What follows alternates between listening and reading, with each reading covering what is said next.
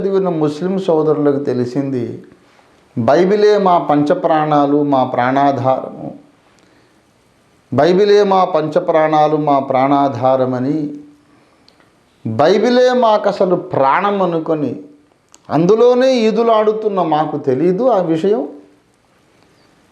మమ్మల్ని ఇంత అమాయకుల కింద ముస్లిం సోదరులు ఎందుకు జమ కడుతున్నారో నాకు ఆశ్చర్యంగా ఉంది. మాకు తెలియదు అనుకుంటున్నారా? యేసు ప్రభువు వారు సత్పురుషుడని నన్నేలా చెప్పుచున్నావు, దేవుడొక్కడే సత్పురుషుడు అని యేసు అన్నాడని మీకన్నా ముందు మాకు తెలుసు. నేనే దేవుడను, నన్ను ఆరాధించండి అని యేసునాథుడు అవతార సమయములో 33.5 ఏండ్ల కాలంలో ఒక్కసారి కూడా అనలేదని మీకన్నా బాగా మాకు తెలుసు. అది మీరు తెలుసుకోండి. అలాగే నా తండ్రి నాకన్నా గొప్పవాడని, నా తండ్రి నన్ను పంపి ఉన్నాడు, నా అంతట నేను ఏమీ చేయలేను, ఆయన నాకు అధికారం ఇచ్చాడని యేసు అన్నాడని మీకన్నా బాగా మాకు తెలుసు. అది మీరు మాకు చెప్పాల్సిన అవసరం లేదు. మీరు చెప్పేదాకా మా దృష్టికి అవి రాలేదని మీరెందుకు అనుకుంటున్నారు? అసలు చాలా ఆశ్చర్యంగా ఉంది నాకు. శిలువ మీద నా దేవా నా దేవా నా చెయ్యెందుకు విడిచితివి, ఏలి ఏలి లామా సబక్తాని అని యేసు అన్నాడని మాకు తెలీదు. ప్రతి శుభ శుక్రవారం నాడు, గుడ్ ఫ్రైడే నాడు 7 ప్రసంగాల్లో ఆ ప్రసంగం చేసుకుంటూనే ఇదిగో 2000 సంవత్సరాలు గడిపేశాం. మాకు తెలీదు ఆ మాట. తెలుసు. అయినా యేసు దేవుడని మేము నమ్మడానికి కారణం ఏమిటో చెబుతున్నాను. యేసు దేవుడని మనకు అర్థం కావాలంటే అంతకన్నా ముందు ఒక విషయం అర్థం కావాలి. పాప క్షమాపణ కొరకు దేవుడు నియమించిన పద్ధతి. దేవుడు ఉచితముగానే క్షమిస్తాడు, క్షమించగలడు. దేవుని పైన ఏ రూలు లేదు. కానీ దేవుడే పెట్టిన రూల్ ఒకటి ఉంది. దేవుడే నియమించిన ఒక రూల్ ఏమిటంటే సమస్త వస్తువులు రక్తము చేత శుద్ధీకరించబడును అని. రక్తము చిందించకుండా పాపక్షమాపణ కలగదని బైబిల్ చెబుతోంది. క్రైస్తవుడు నమ్ముతున్నాడు. పాపక్షమాపణకు రక్తం అవసరమా? బైబిల్లో అలా ఎక్కడా రాయబడలేదే అంటున్నాడు ఒక ముస్లిం మేధావి. ఎలా అనగలిగారా మాట? బైబిల్లో లేకపోవడం ఏంటండి? బైబిల్లో ఉంది. నేను చదివి వినిపిస్తాను, చూడండి. లేవియ కాండము 17వ అధ్యాయము 11వ వచనం. రక్తము దేహమునకు ప్రాణము, మీ నిమిత్తము ప్రాయశ్చిత్తము చేయునట్లు బలిపీఠము మీద పోయుటకై దానిని మీకిచ్చి తిని, రక్తము దానిలో ఉన్న ప్రాణమును బట్టి ప్రాయశ్చిత్తము చేయును. బైబిల్లో లేదంటారా? రక్త ప్రోక్షణము వలన పాపములు క్షమించబడతాయని బైబిల్లో లేదంటారా? ఎవరు చెప్పారండి మీకు? బైబిల్లో ఏమి రాయబడిందో మీరు నన్ను అడిగి తెలుసుకోవాలి. ముస్లిం పండితులను అడిగితే వాళ్ళకేం తెలుస్తుంది? If you are my students or the student of any Christian speaker or preacher, you will know what the Bible says. మీరు ఎక్కడో మీ గురువులు చెప్పింది విని వచ్చి మాకు చెప్తారేమిటి బైబిల్లో ఇలా రాయబడలేదని? బైబిల్ నిండా ఉన్నది అదే మాట. రక్తము చిందించకుండా పాపక్షమాపణ కలుగదు. 16వ అధ్యాయం 15వ వచనం లేవియా కాండం. అప్పుడతడు ప్రజలర్పించు పాప పరిహారార్థ బలియగు మేకను వధించి అడ్డతెర లోపలికి దాని రక్తము తెచ్చి, ఆ కోడె రక్తముతో చేసినట్లు దీని రక్తముతోనూ చేసి కరుణాపీఠము మీదను కరుణాపీఠము ఎదుటను దాన్ని ప్రోక్షింపవలెను.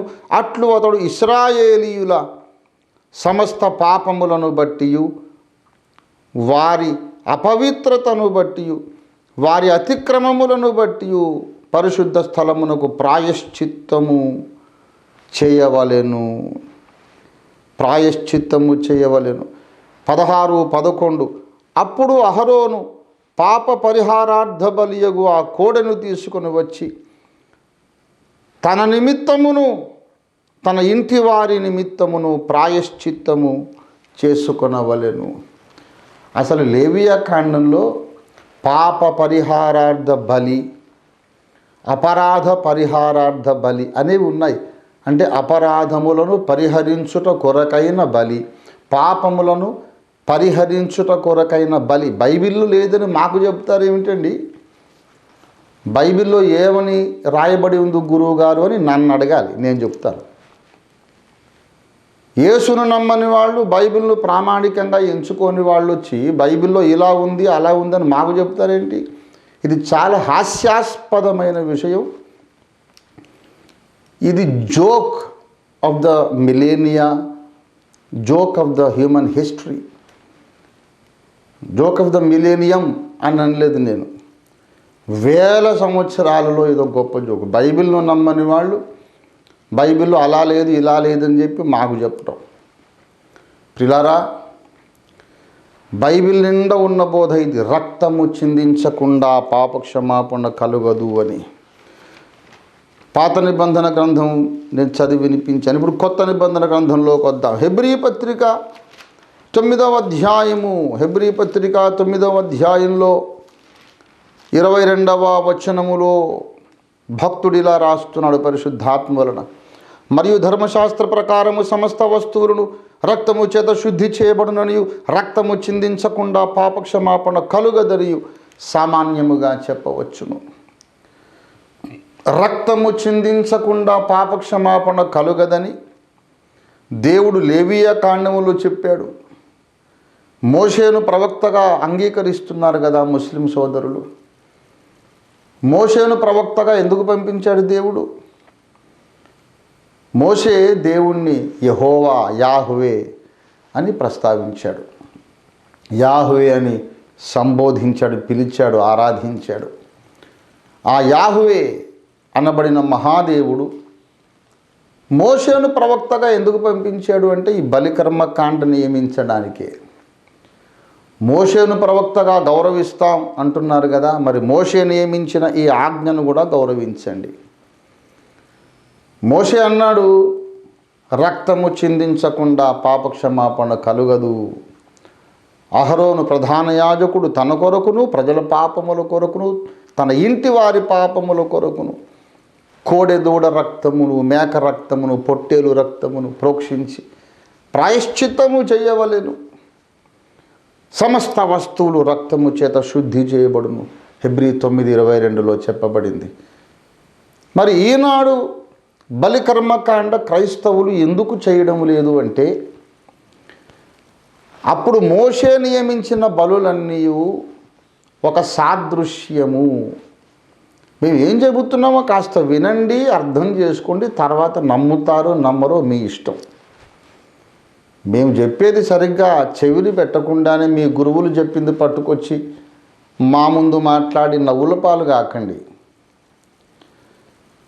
మేము నమ్ముతున్నది, బైబిల్ చెప్పుతున్నది ఏమిటంటే, పాత నిబంధన కాలములో మోషే నియమించిన బలులు అవి నిజమైన రూపము కాదు, అసలైన బలి ఒకటి రాబోవచ్చున్నది, దానికి అవి ఛాయారూపకములు, ఫోర్ షాడోస్ అని బైబిల్ చెబుతోంది. దయచేసి హెబ్రీ పత్రిక 10:1, ధర్మశాస్త్రము రాబోవచ్చున్న మేలుల ఛాయ గలదియే గాని నిజరూపము గలది కాదు. రాబోవచ్చున్న వస్తువుల నీడ ధర్మశాస్త్రం. అసలైనటువంటి వస్తువు, అసలైనటువంటి సంఘటన యేసునాథుని బలియజ్ఞము. హెబ్రీ పత్రిక 10వ అధ్యాయం 4వ వచనం, ఏలయనగా ఎడ్ల యొక్కయు మేకల యొక్కయు రక్తము పాపములను తీసివేయుట అసాధ్యము, కాబట్టి ఆయన యేసు ఈ లోకమందు ప్రవేశించున్నప్పుడు ఇలాగు చెప్పుచున్నాడు. అసలు సంగతి ఏమిటంటే, రక్తము చిందించకుండా పాపక్షమాపణ కలుగదన్నాడు దేవుడు.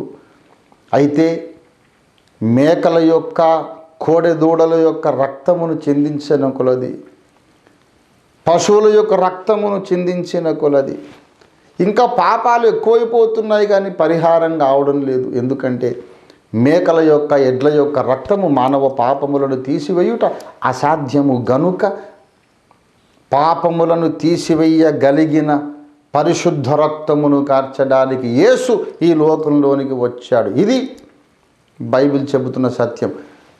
రక్తము చిందించుట వలన పాపములు క్షమించబడతాయి అనేది ఒక్కటి అబద్ధం అయితే అసలు క్రైస్తవ్యమే లేదు. నేను క్రైస్తవుడిగా ఇక ఉండను. ఎవరూ క్రీస్తును నమ్మరు. ఇంకా అప్పుడు ఆయన రక్షకుడు కాదు, దేవుడు కాదు, మామూలు బోధకుడు, ప్రవక్త అయిపోతాడు.